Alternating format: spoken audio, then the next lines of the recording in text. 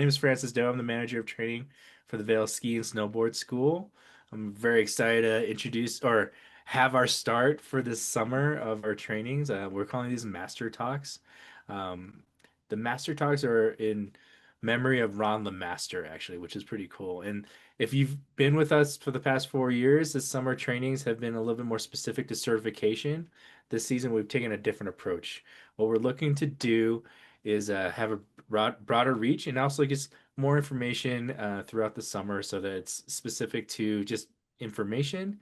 Once you get back to your winter and your home resorts, you can go back towards the certification training. But this is an opportunity for us to meet more people across the Vail Resorts family and then also the amazing trainers that we have at all the different resorts, which is really nice. If you've seen some of the information, we've changed the process a little bit. The first part of the month or the first week of the month is what we're calling the Master Talk, which is a presentation. Just to let you know, this is recorded so that you can watch this later on the YouTube page, and I'll post that in the chat here. But the idea of it is that because we recognize that people don't like to participate when it's recorded, we're going to have a presentation style. As you go through the month, you'll get to dive deeper into the information. Next week will be with Barbara Schwabel, and you can have some question and answerings about the information that's happening this evening. And then we go into a practice opportunity to kind of talk about it and watch some video, and then an application of like how would you actually integrate the information you have. So maybe a teaching style. But each trainer will have their opportunity to share and how to collect that information. But we're really excited tonight to have Christina Bruno presenting this evening. Christina is a former team member on the adaptive side and also a trainer extraordinaire, and she travels quite a bit to train. Um, while you're going through this evening, a couple things to keep in mind. Please keep yourself muted just because we are presenting. And then the other piece in the chat is going to be the form. So if you can please fill out the form, it's helpful for us to track that so that we can understand what who's attending and what the needs are for this group. On there, there's also a survey so that if you can tell us what your takeaways and maybe some feedback from there, we learn just as much from you as you are learning from us. Cool. But I'm very excited to introduce Christina Bruno this evening. Um, Thank you so much for being with us. We're really excited to have you share your thoughts tonight. Awesome. Thanks for the intro, Francis, and thanks for putting this all together. I know that's a lot of effort. Well, good evening, everyone. I'm really excited to talk to you all this evening, and I've got a bit of a slideshow to share with everyone, and some videos to kind of bring some of these concepts to life. So I'm going to start that screen share right away, and we will be able to have some discussion at the very end. There'll be a Q&A where we can stop the recording and you can ask any questions that may come up. But those questions are good to also hold on to because, like Francis said, the following weeks are where we can kind of dive deeper into these concepts. So I'm going to go ahead and start the screen share. And if should be sharing. Okay. Perfect. And all right, hopefully everyone can see that. And I can see some of your faces. So if for some reason like the video aren't working, maybe shoot me a thumbs up or thumbs down. And I can also put a link in the chat, but that's gonna help me out. Give me 1 second. Let's see if I can see the chat. Perfect. All right, yep, and don't forget to fill out that form. I'll remind everyone at the end. It does ask you questions about the end of the talk, so you might want to fill it out in the end, but just maybe have it ready in a browser. Okay. Well, again, my name is Christina Bruno. I've been teaching adaptive for over 15 years, but I started as a volunteer in college, just had some spare time, and then didn't realize that it would kind of take over my whole life and career after that. So I teach at Vail Resorts. I'm a trainer. I've worked in done back-to-back winners in adaptive programs, so it's definitely my passion. But this talk tonight is really for aft for all. So it's a master talk. So we're going to dive really deep into fore aft as the specific fundamental, and we're going to look at it in, alpine and snowboarding, and then we're going to dive deeper into how it's applied across disciplines. So as Francis mentioned, we kind of have a new format this year.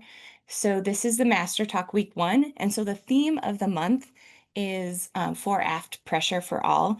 So tonight I'm going to give you hopefully some new ways to think about this fundamental and some ideas. And then next week, I'll kind of hand it over to Barbara, and she'll maybe do a deeper dive into some of these topics and talk about any questions or thoughts that you guys had from tonight. So definitely, and if you're watching this recording, feel free to bring those questions next week too.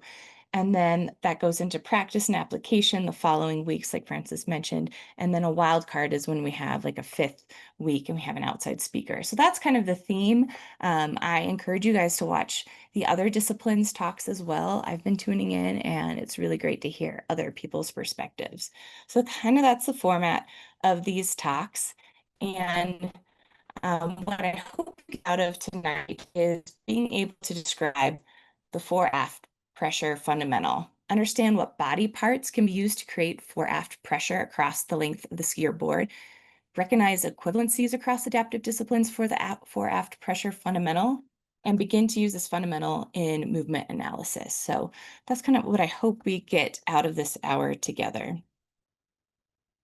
So let's just dive into what is this fundamental. So the technical way it's written in our manuals on the Alpine side is control the relationship of the center of mass to the base of support to direct pressure along the length of the skis. And on the snowboard side, it's really the same. We just direct pressure along the length of the board. So really we can think about this is we're controlling our center of mass along the length of our equipment, and where we pressure the board and move our center of mass, right? That's going to have some impact on our performance, on our skills, on our snow, on our equipment. So I'll refer to fore aft pressure management kind of as a shorthand for this fundamental, but this is our technical description within our alpine and snowboarding fundamentals.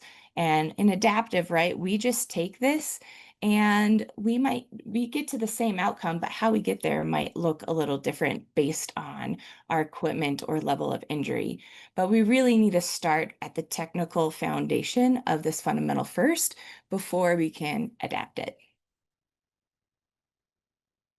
So why is fore aft pressure management a fundamental? Well, we need to be dynamic on our equipment to adjust to the conditions and terrain. And to do this, we need a pressure along the length of our equipment to effectively maintain balance, right? But this fundamental really doesn't work in isolation as an isolated relationship, right? It blends with all the other fundamentals. So there's other ways we can manage pressure along the width of our equipment or foot to foot pressure, right? Or our magnitude of pressure.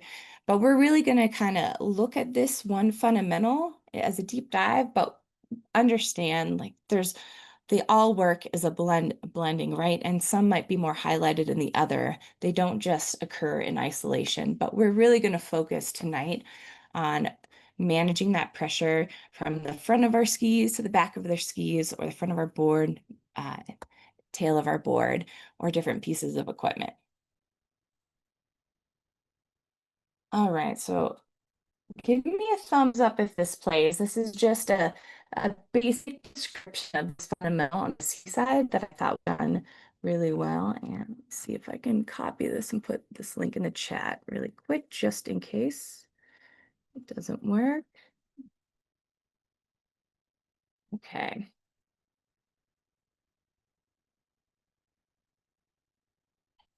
This video is intended to provide clarity around the PSIA skiing fundamental regarding pressure along the length of the ski. First, we observe the base of support moving below the center of mass, caused by external forces and the body allowing it to happen.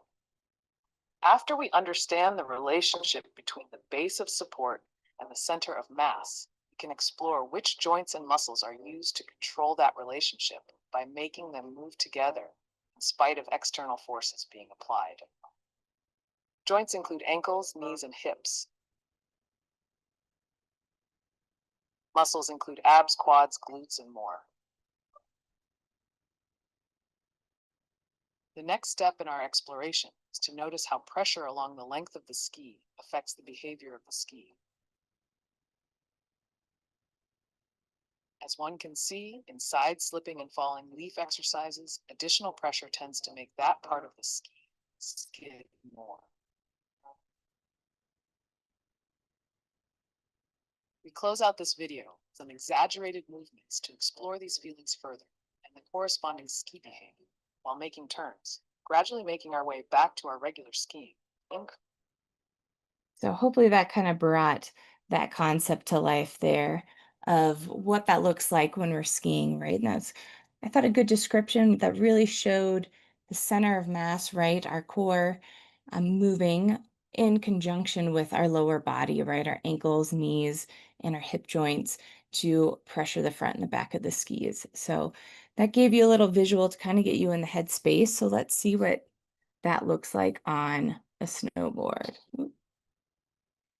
So this one doesn't have any talking. I just picked this video just so that copy this link. Second, pick this video just because it really highlights the that 4F pressure on the board, kind of more of an exaggerated application, but I thought it's a little easier to see it that way. For some reason, I cannot copy this link. Let's see. All right, well, hopefully it will just play. Find that link.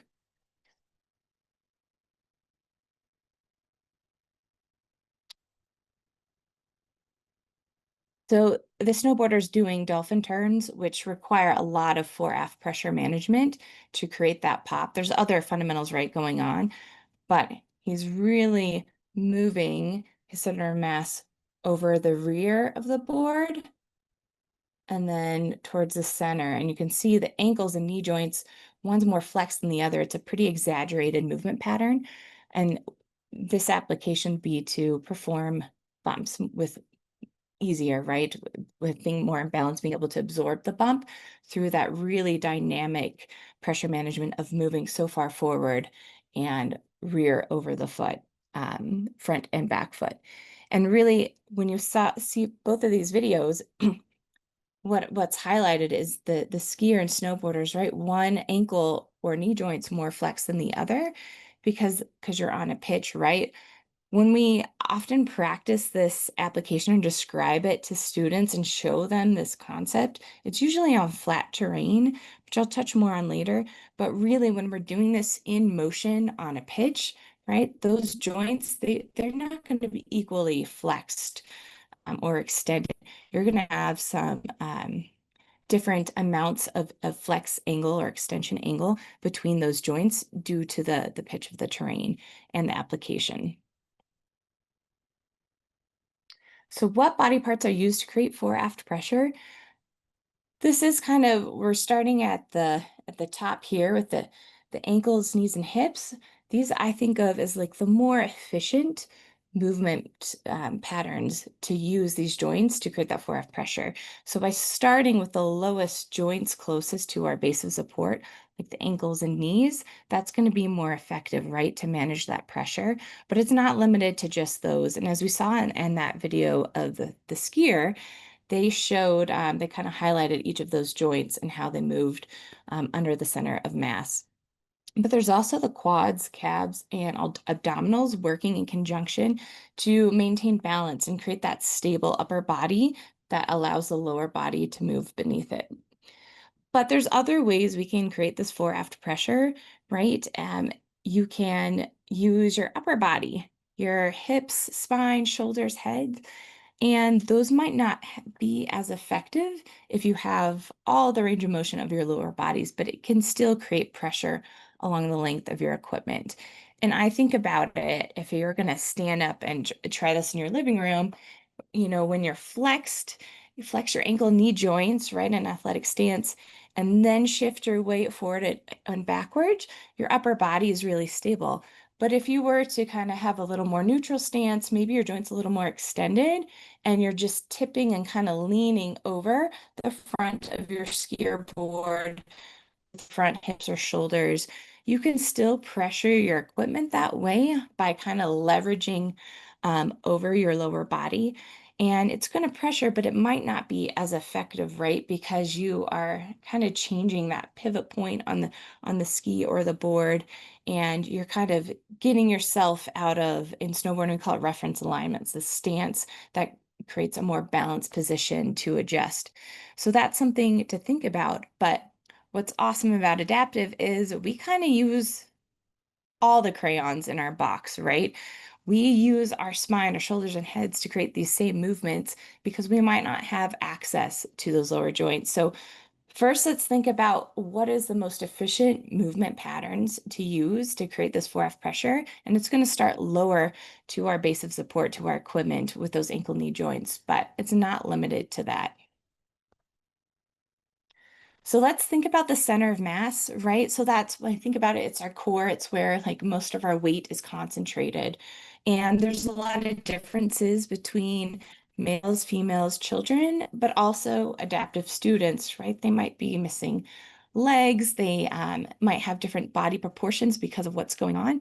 And in men, that center of mass tends to be around the belly button, right? But for women, that center of mass focal point is about an inch below the belly button. So it's a little different between men and women. And then, of course, in children, right? They're a little more top heavy. Their heads are kind of more disproportionate to the rest of their body. So that center of mass is going to be a little bit higher. So keep that in mind when we talk about this 4F pressure, because that will definitely change things. You know, with children, they have these big, gross motor functions. They use maybe more of their body, not these fine motor skills, to create these movement patterns. And that might happen in some of our adaptive students too. So these photos are taken out of the Alpine Technical Manual. So let's look at the first series on the left. It says pressure control movements are most effective when skiers move their center of mass fore and aft using ankle flexion and extension, starting from an athletic stance, so that middle photo, rather than sitting back or bending forward. So we've all heard the term, you know, you're in the back seat, right? But sometimes we need to be a little aft, right? Especially when we're moving to more complex terrain or skills.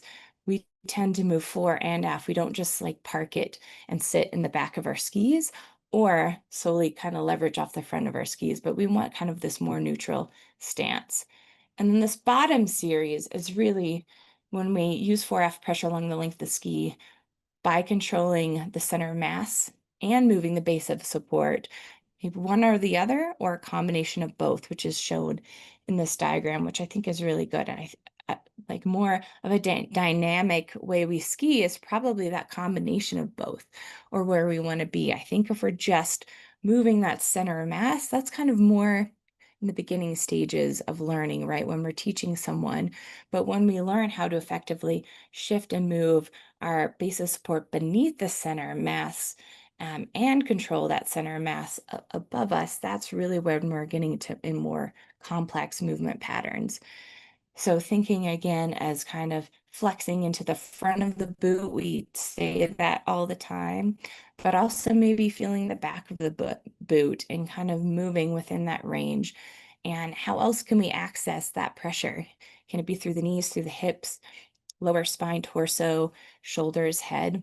So next time when you're out in the mountain, which will be probably a while from now, but if you can just play with different ways you can access that pressure along the length of your equipment through those different joints, and then see what it does. Play with it on the slopes, not just using your ankles, but explore other ways to create that pressure management. So that's on the ski side. Let's watch this video. And this is, there's no sound, just a skier doing a falling leaf. And you can really see, even in just the still of the video, how her ankles and knees aren't, you know, flexed at the same angle. There's going to be a little difference because of that pitch. But when we describe this to students, we usually do it in flat terrain where they're equal. And that's something I'm really cognizant about, sharing that difference when we up the terrain. You know, those ankles and knee joints are going to be flexed a bit differently between each other.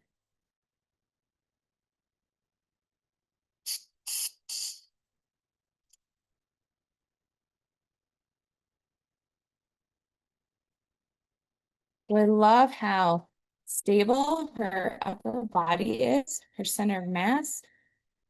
And she's just subtly, you can see her independently flexing her ankles and knees to create that fore aft pressure.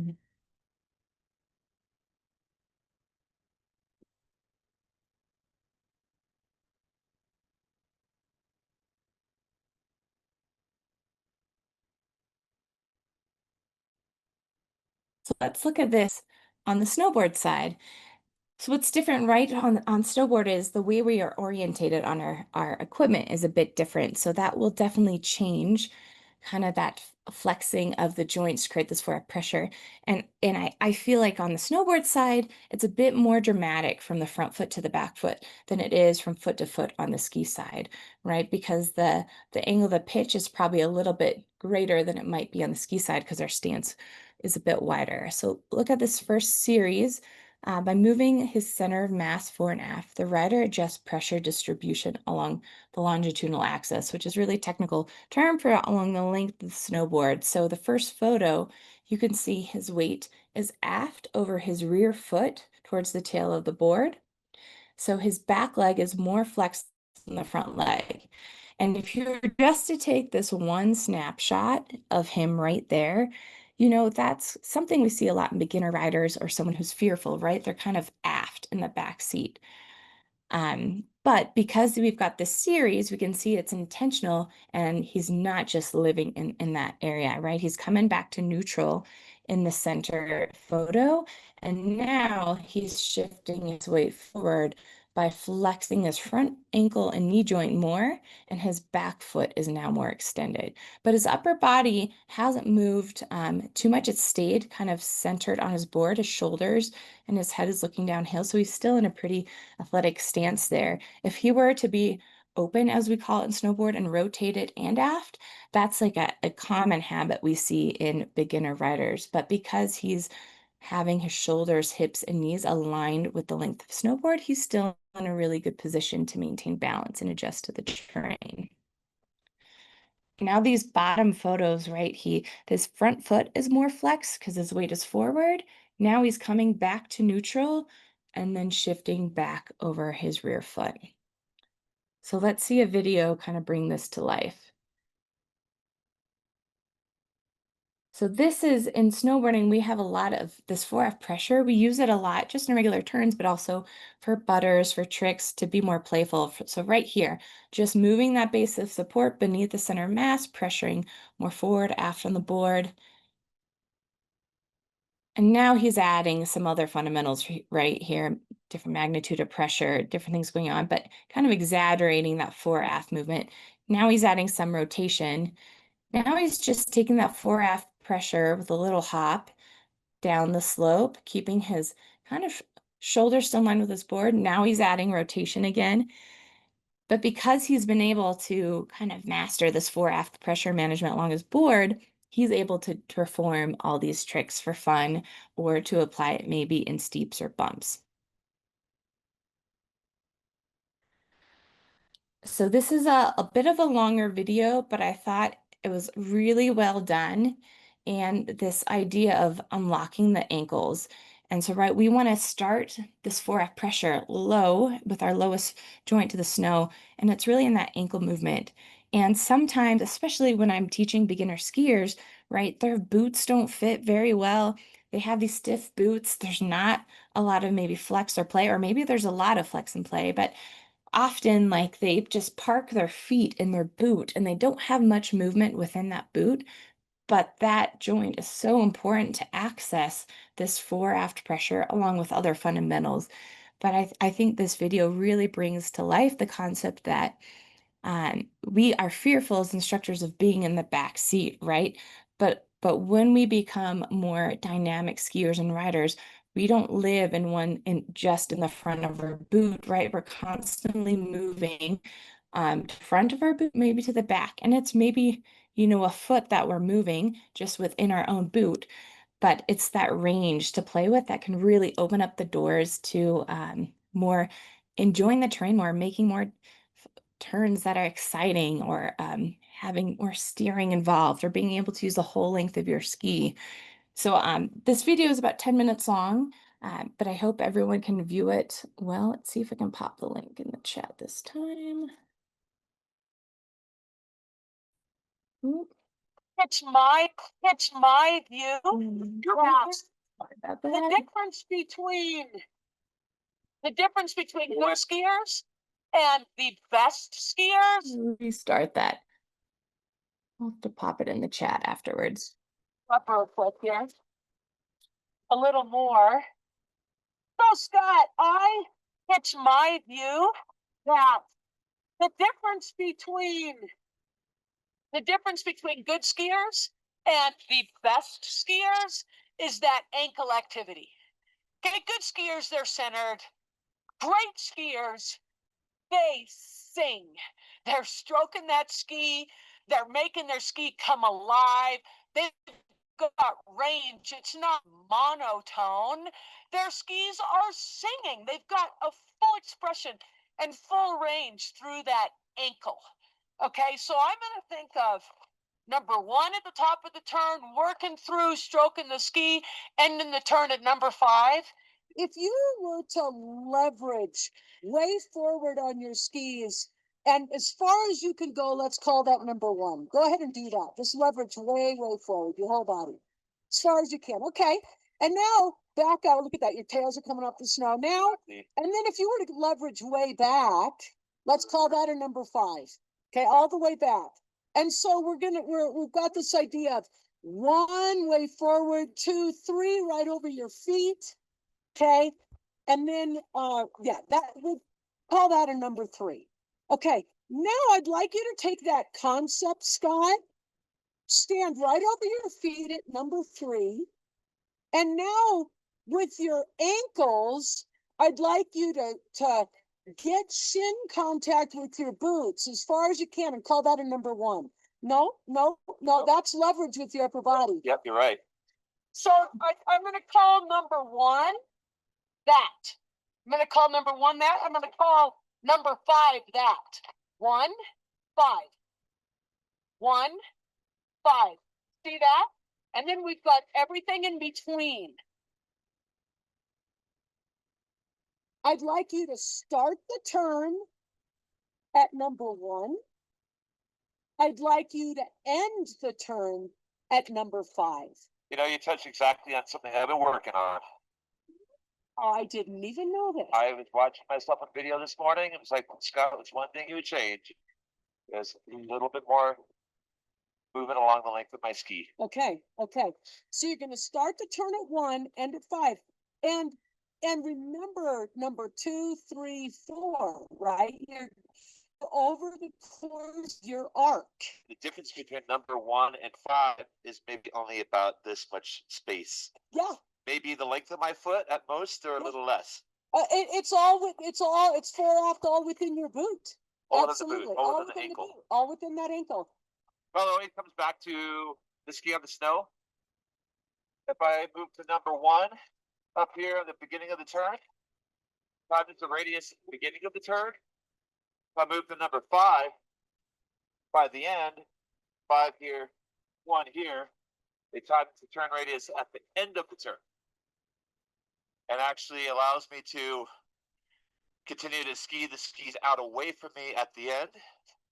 And then right here, I want to be dead center at number 3 because that's where the peak forces of the turn are happening. Yeah. And being a little bit back or a little bit forward is going to be hugely consequential. Yeah. I love that moment where you end the turn at 5 and you get back to number 1. I just think that is the most dynamic moment in the turn. It is just so cool. Okay, so let's ski that. I want to follow you skiing that. I really like you to think about that moment from when you're at 5 and you get back to number 1. How quick are you saying this happens? Well, depends on your turn, doesn't it? It You're does. certainly not parking and riding and you're not hanging out in that transition. Depends on who you are. People talk about my transition and how fast it is. For me, it's pretty darn quick. That 5 getting back to number 1. And I'm trying to get quicker. And you're trying to get quicker, aren't you? Trying to get quicker. Okay, now Scott. Okay, go right here, do 1 through 5 for me. Show me 1. Okay, now show me 5. Okay, show me 1 and 5. Now, does that have anything to do with your hips? No. Thank No, you. it doesn't. And when you started right here, you just got way flexing hips. Let's not do that. And let's not do that. This is an ankle thing, right? That's the movement. Okay, have that active inside leg. There's going to be a lot of flexing there. Okay, enough said. Let's do it. Talk to me. I like those turns. And the reason for it is I felt like I captured a little bit more rebound from the ski. Able to project some of that energy, that stored energy from the ski towards the new turn. It felt less park and righty, if you will. Less like I was just standing and traversing. And that's something I see a lot of instructors do. The end of the turn, they're way too, that's not as judgmental, but they're a bit forward, or they might be centered, or they're staying in one position. Yeah, right. So there isn't a whole lot of activity often enough at the end of the turn. Yeah. And perhaps even maybe this apprehension of feeling like I'm in the back seat. Yeah. I'm in the back seat. There's a lot of people out there that say never lose contact with the cuff of your boot, ever, ever, ever. Well, one, what leg are we talking about? Inside or outside leg? You know, because the 2 legs are doing different things. I mean, I always want that cuff pressure with my inside foot, with the dorsiflexion. Always want that cuff pressure. But you're going from one turn to the next turn, so the inside foot is constantly changing. Okay, so I'm going to think of number 1 at the top of the turn, working through, stroking the ski, ending the turn at number 5. And I'll be making a shorter radius turn, maybe with a little bit of displacement, and then do a little bit of carve, a little of both. Sound good? What is one question for you though? What does stroking the ski mean? Well, Stroking the ski. so the ski, we're wider at the tip, narrower under waist, and wide at the tail. I want to engage that ski tip with cuff pressure. And then through the turn, I'm feeling the power of the ski where it's narrowest, right at that belly. And the end of the turn, boom, stroking that ski through that number 5. That's a stroke.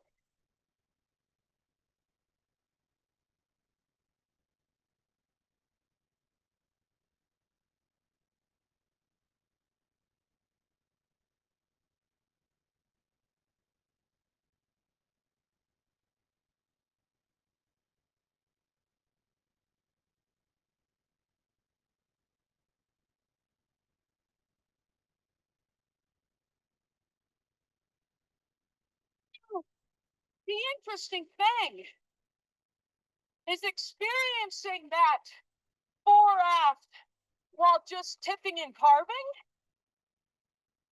Also experiencing that fore aft and that stroke while steering. So right here, I'm going to make short radius rotary turns 1 through 5 with my ankle flexion, with my rotary, blending all of those movements. Here's what it's going to look like.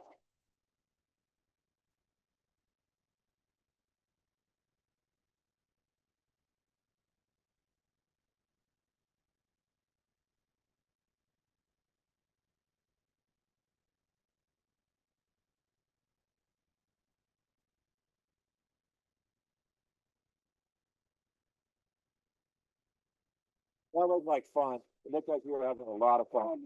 Come on. Who is just parked at the front of the boot all the time? They're not having that kind of fun. No! Let's see it, Scott.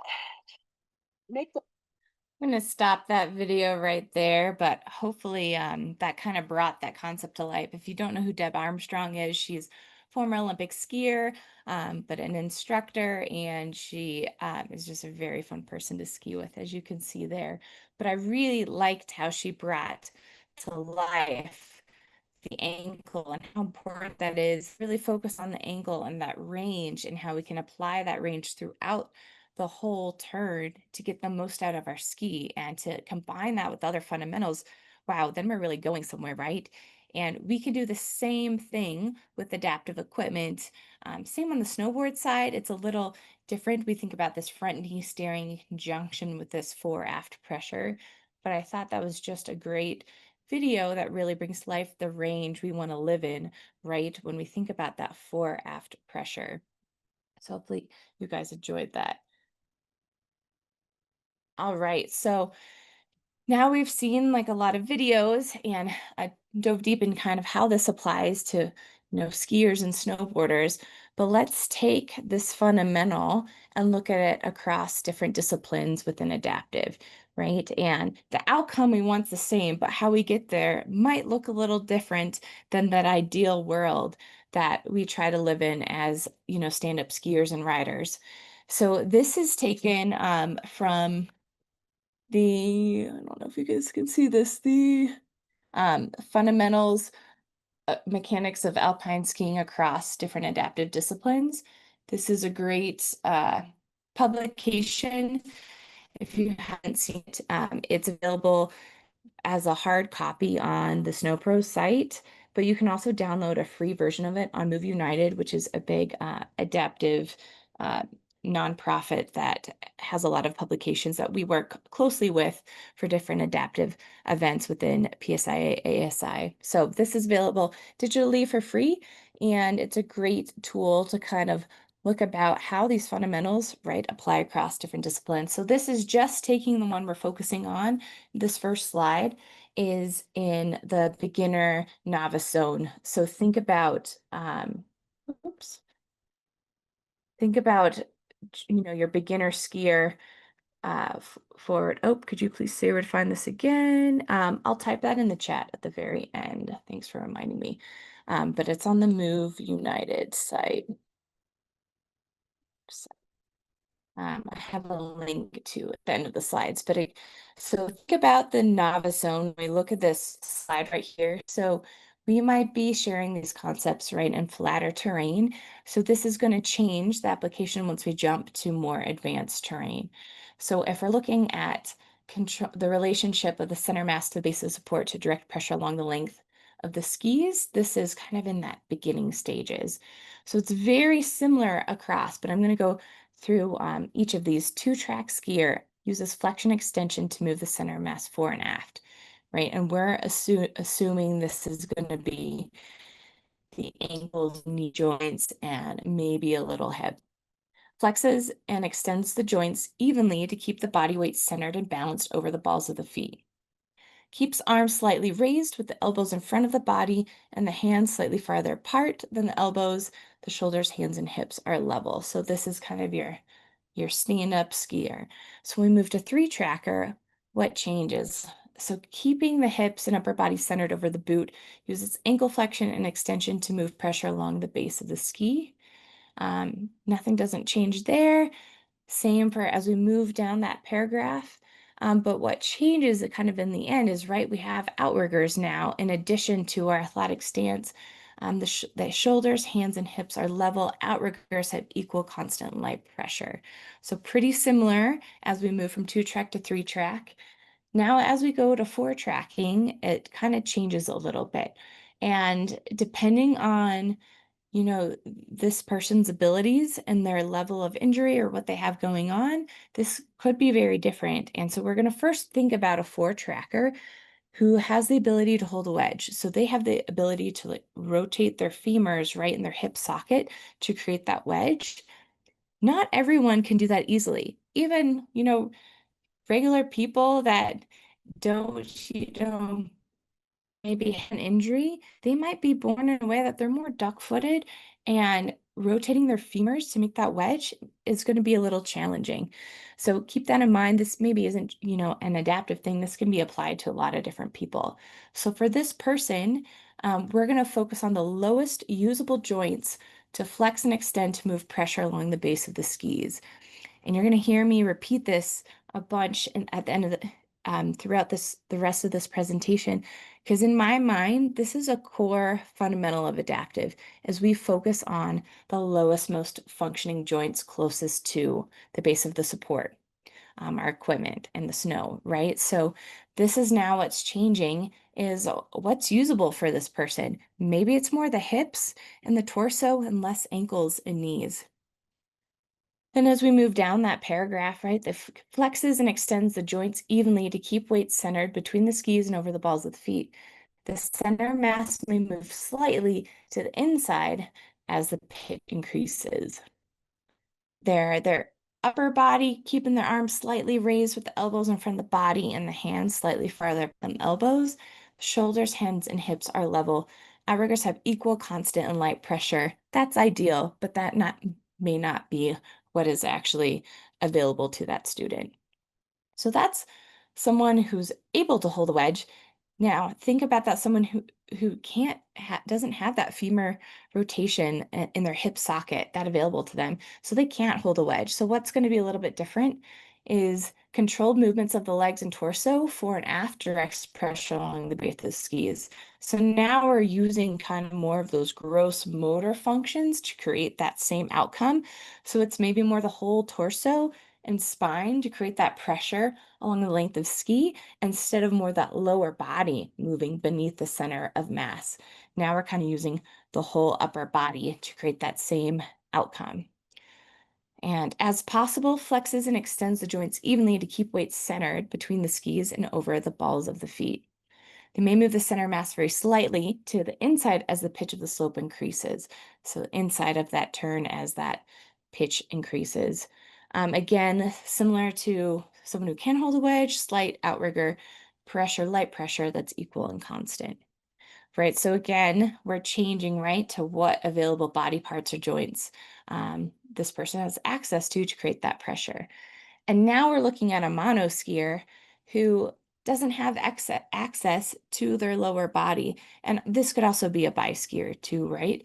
So flexes and extends the hips, if available, and spine to center weight over the middle of the ski, moving center of mass fore and aft.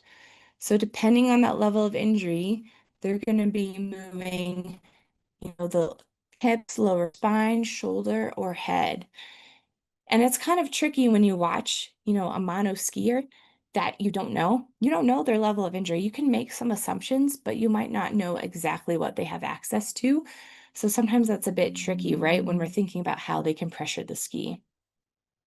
And again, it's going to be similar on how they want to keep their upper body, their arms slightly in front of them, elbows in front of the body, and the hands slightly farther apart than elbows. Shoulders, hands, and hips are level. Outriggers have equal, constant light pressure, right? And these are the ideals ways that someone can create this pressure within these disciplines, but there's a lot of gray areas and there's a lot of different combinations of body parts and movements, right, that someone can use to create this pressure. Some are more effective than others. So in general, we're looking for someone to be in balance so she can access any of these skills throughout a turn. So let's look at what changes as we go into more advanced terrain with any intermediate skiers and adaptive users. So we're thinking, maybe intermediate to advanced terrain or in that zone. We won't really dive into the super advanced, but this is maybe more applicable to who we teach within this fundamental. So 2-track skiers, if you look at this chart, it's the same for 2-track, 3-track, 4-track. There's very little that changes until we get to the mono skier at this level. So keeps upper body more vertical than the lower body throughout the shaping, finishing phases of the turn, creating body angles to align the center mass over the base of support. So now that's changing. We're looking at body angles because there's more forces involved, right? We have more pitch, more gravity, more speed, more intensity, different timing. So there's more forces involved. And so we need to create more angles, right, to be able to balance and absorb these. So what's great about this photo is if you look at these people right here on the screen, you can draw a line from their base of support or center of mass pretty clearly. And you can see where their hips are and shoulders in relation to the terrain. And they're all on different combinations of equipment, but they're pretty much looking very similar throughout this turn shape, and they're managing pressure, along the length of their ski. They might be doing it with a little bit different body parts and joints, but the outcome that we're looking at is very similar. So that's what's really cool. So the inside hand, shoulder, and hip lead through the turn relative to the pitch of terrain and turn shape and size. Shoulders, hips, and hands are all parallel to the pitch of the hill, ideally. But what changes when we move into the mono skier is it extends the spine down into the inside of the turn to regulate pressure, distributing the weight along the length of the ski. The inside hand, shoulder, torso, and hip, if available, lead through the turn relative to the pitch of terrain and turn shape and size, brings the turning outrigger back toward the midline early in the shaping phase of the turn. So again, it's a little bit different of a movement, right, to create that same outcome.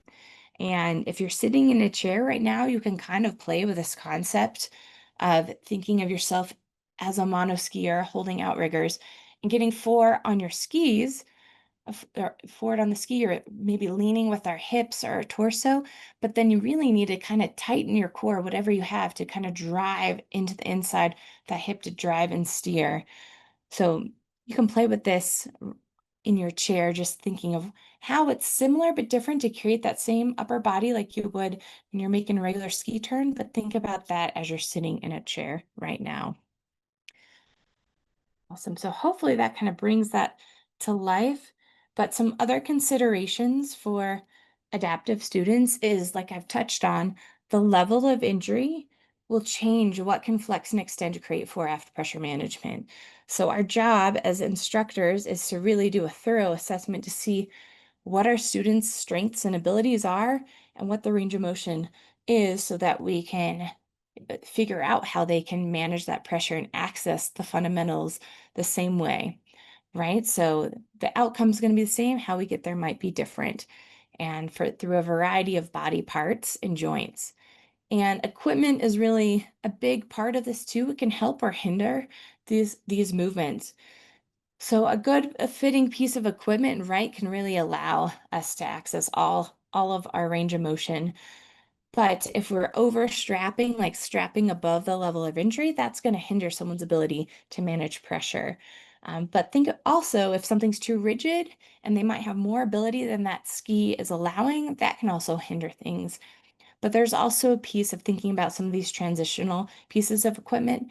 Maybe they're in a mono ski to learn, and they eventually build skill development and maybe strength and more muscles in their upper body, and they move into a different ski that allows maybe more fore aft flexibility within the equipment, so they can manage that pressure a little differently than they did in a past piece of equipment.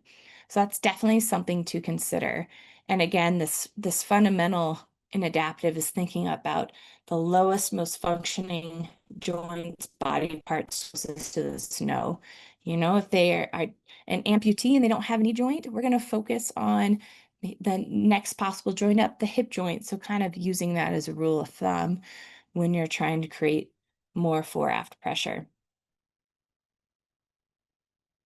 And so another thing that I just feel like I can't not talk about, but this could be a whole other master talk, is when we talked about mono skiers, but bi skiers live in this realm too. But how important it is to dowel test, because this is all about figuring out our center on the ski and that fore aft pressure.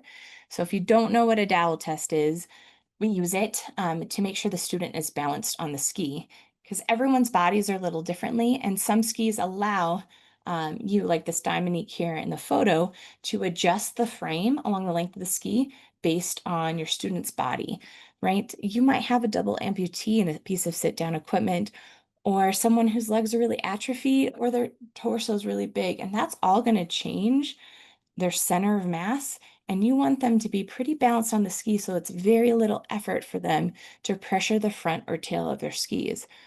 So ideally, you put your student in this piece of equipment, monoski or biski, strap them up, have outriggers sized and ready, and it takes multiple people. And all the skis should have a clear center marked on them for this. And you get a round wooden dowel, and you're placing that underneath the ski with the help of lifting the student up onto the dowel on ski center. And what you want to happen is just a very little movement of the head, maybe shoulders forward to tip and have the tip of the skis touch the ground.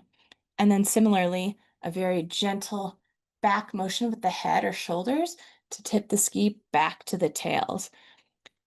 And if this is a struggle for the student, if it's taking a ton of effort to move forward or back, that tells you they're not centered on that ski and you need to make some adjustments on that frame. Because when you go out on the hill, they're going to have to use huge movements that they might not have access to get forward to help initiate that turn. And that might be a real struggle.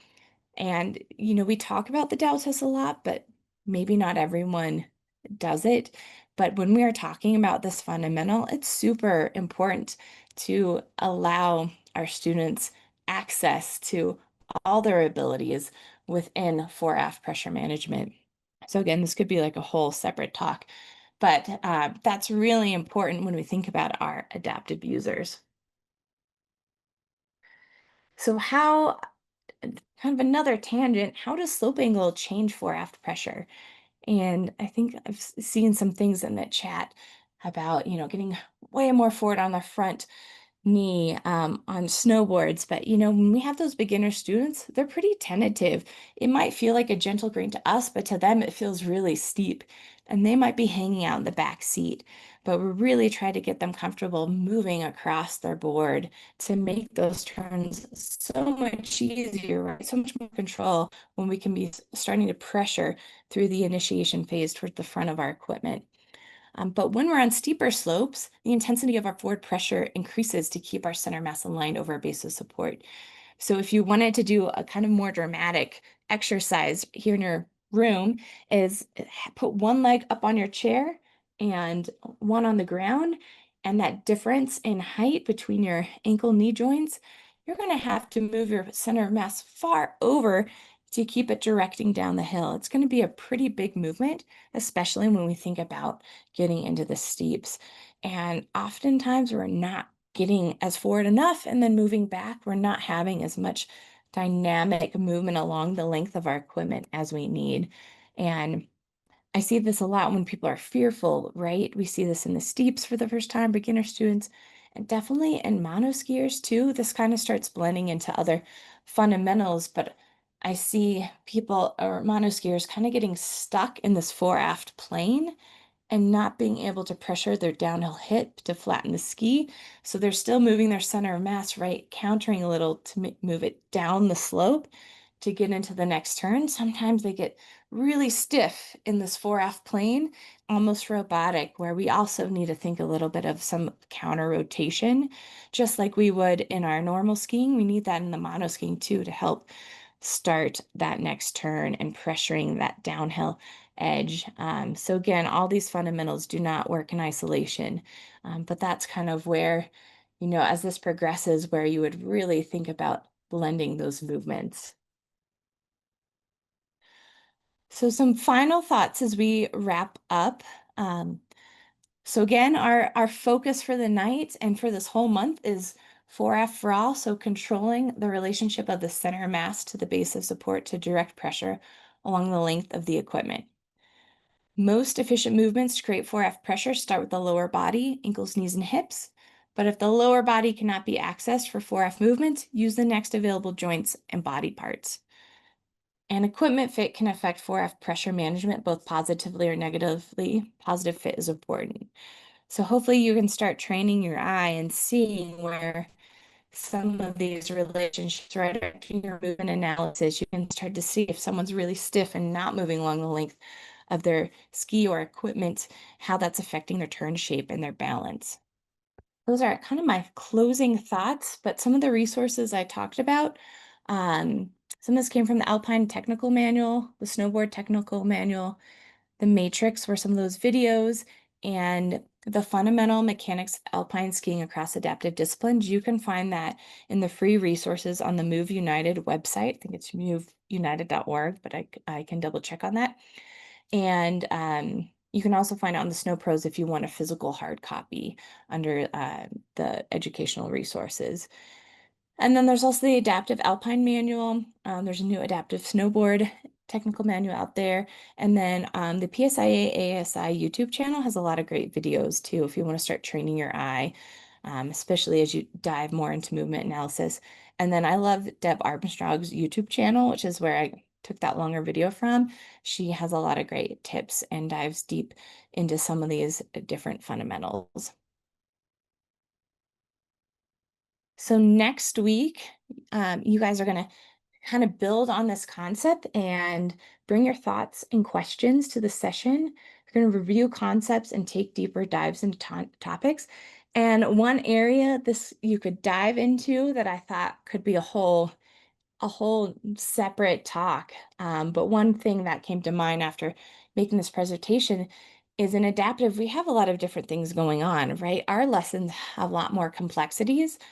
And thinking about this fore-aft pressure management, how does your fore-aft pressure management as the instructor affect your student while tethering or seat assisting, right? So naturally, when we're tethering a bi-ski, we got to keep that tension on. So we're kind of pulling right uphill aft, but we can't just live in that back seat ourselves. So there's a real balance to play with that pressure management when we start thinking about our relationship to tethering and our student and seat assisting. So I'll kind of leave you with that question, maybe to spur some chat and discussion for next week.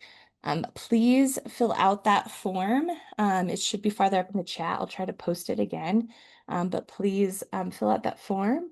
And I'm going to stop the share and I can take any questions right now.